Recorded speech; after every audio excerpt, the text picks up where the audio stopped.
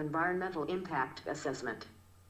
7. The decentralization of environment impact assessment processes has improved the enforcement of environmental regulations and been successful in reducing polluting activities in India. Discuss 250 words. Several projects and industries are undertaken throughout the country which may have severe negative effects on the environment.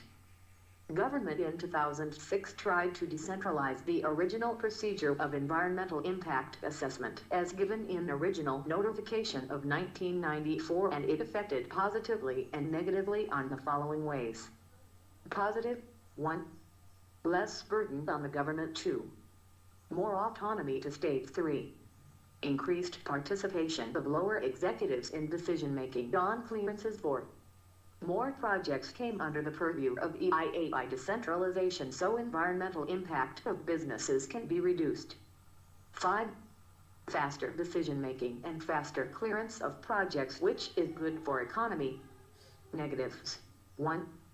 Public feedback was not compulsory, so it leads to lack of participation from NGOs and local bodies. This ultimately could lead to lack of transparency. 2. Faster clearing of projects is necessarily not better. 3. States may be tempted to give positive nod to their own industrial projects without considering greater harm to nation. 4. The lower executives might not be trained at that level to take such decisions in full knowledge. This increases a burden to train those executives in specific areas. The government should consult the beneficiaries and should try to find the right balance among the regulations to not neglect any KPI. Increased ease of doing business must go hand in hand with sustainable development in the era of increasing fight against climate change. Every country is responsible to itself and the whole world. Environmental impact assessment refers to the study of impact of the project on the environment before giving the approval. It mainly consists of 4 stages. Screening, determining whether a project requires an EIA report. Scoping, the determinants of terms of references covering all relevant environmental concerns for the preparation of the EIA. Public consultation, through both a public hearing in the proximity of the site and invitations of written responses from the concerned stakeholders. Appraisal, scrutiny of the EIA application that can result in either approval or rejection of the proposed project. Decentralization of EIA processes has helped as state EIA authority is set up in each state, which looks after the scoping and appraisal stages of EIA. In case of some industries, the District Environmental Impact Assessment Authority (DEIAA) and District Level Expert Appraisal Committee (DEAC) are responsible for granting environmental clearance for mining of minor minerals.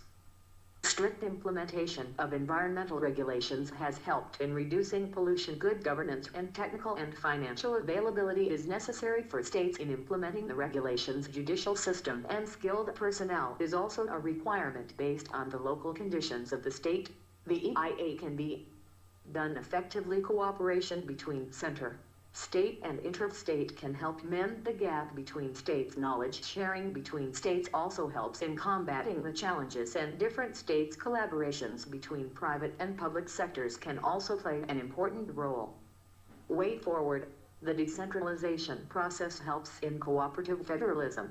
Greater participation, thus strengthening the democracy. Some points to be noted are: India should improve its environmental ranking along with ease of doing business ranking. All the industries should be brought under the ambit of EIA, like automobiles and the small and medium industries. In the long run, enhance responsible and effective governance. And judicial processes to be more conducive to improve the implementation of regulations.